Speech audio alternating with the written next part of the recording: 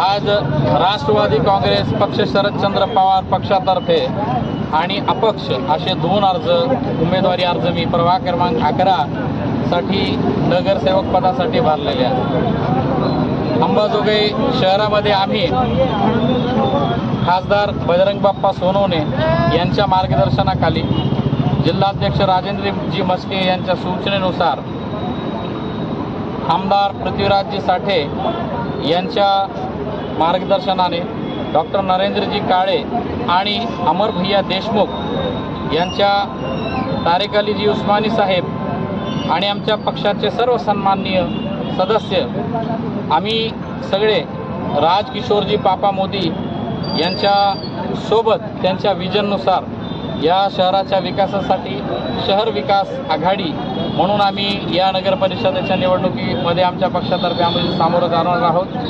आमची या शहरामध्ये राजकिशोरजी पापा मोदी यांच्यासोबत आघाडी शहर विकास आघाडी झालेली आहे।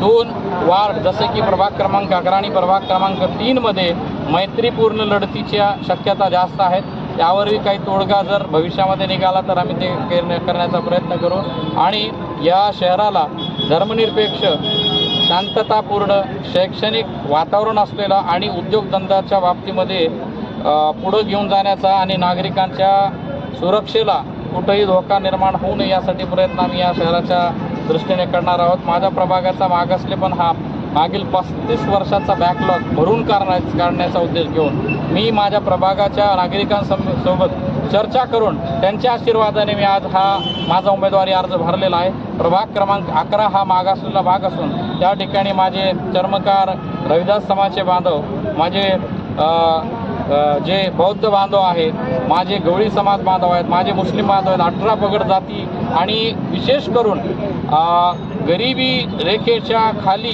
जीवन जगणारे शांत असे लोकांचा तो प्रभाग आहे।